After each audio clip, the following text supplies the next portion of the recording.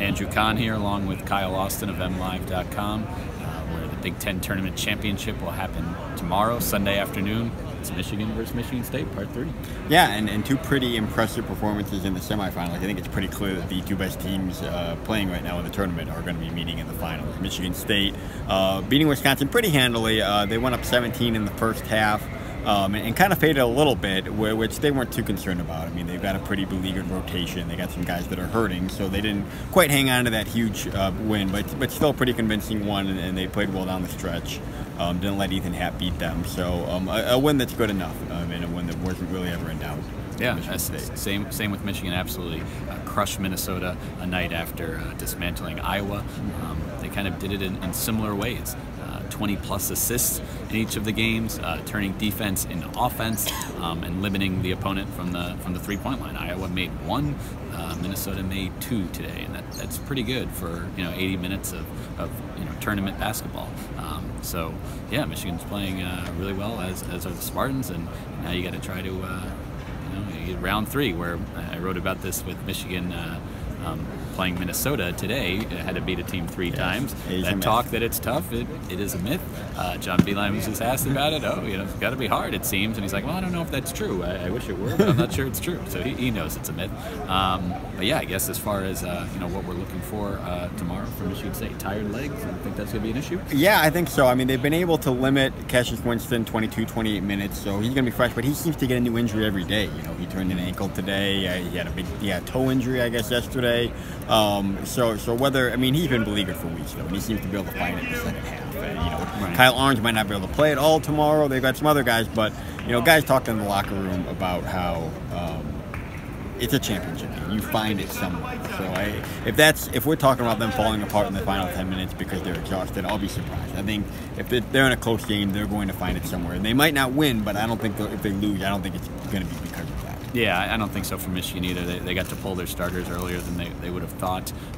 Today, my whole thing with that is I don't think it catches up with you so much over time. I think it's in a one within the game. If you get into foul trouble or whatever, then it could become a problem. But yeah, you've got 2 programs in the same state, and this was talked about the last few weeks because they played twice in a short period of time. But John Beilein reiterated it today after the game. He said Michigan is not going anywhere as far as being a force in the Big Ten. Michigan State is not going anywhere as far as being a force in the Big Ten. So here we go, the second time in a row they're playing for some sort of a championship. Right. And then immediately afterwards, obviously, we'll go to Selection Sunday, literally minutes afterwards. Yeah. And, for Michigan State, I think that they are in play for a 1 seed. Some other people might disagree with me. But Tennessee today beat Kentucky, and I think that helped them because Kentucky was probably going to stay ahead of them. I think on the seed line, I think Michigan State could be ahead of Tennessee and could sneak into that 1 line and could sneak from Des Moines to Columbus to play its first 2 games, which I think would help them because that's driving distance from East Lansing.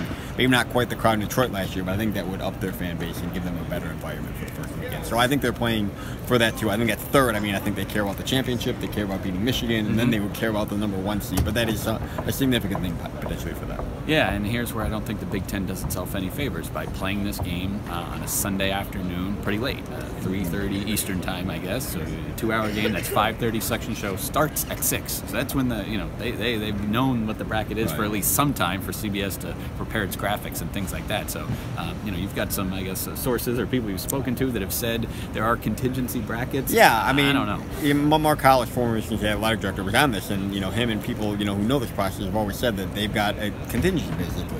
If Michigan wins, this is the bracket. If Michigan State wins, this is the bracket. But bracketologists, people who study this very closely year in, year out, say the brackets will tell you that they don't factor the Big Ten championship game as much as other championship games. So Michigan, I know the Big Ten loves that TV window because a ton of people are watching right then. It puts a lot of attention. A lot of people are tuning in to see the selection show and end up seeing the end of the Big Ten game. It gets good ratings, so I get why they do it. Do my Iggy. Yes, do that. Do your Iggy there.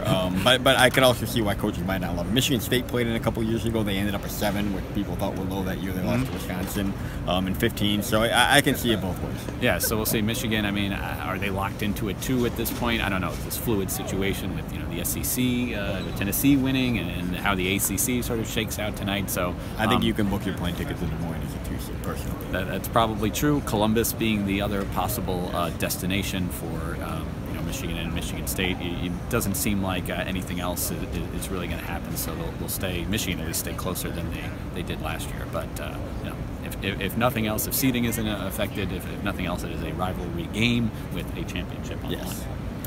That'll do it here from the United Center. For Andrew Kahn, I'm Kyle Austin. Plenty of coverage up at mlive.com/Spartans and mlive.com/Wolverines. And 3:30 p.m. Local tip tomorrow, I believe. 2:30 local. 2:30 local. For many of our local watchers. events. So we hope you'll tune in and check our coverage. And thanks for watching.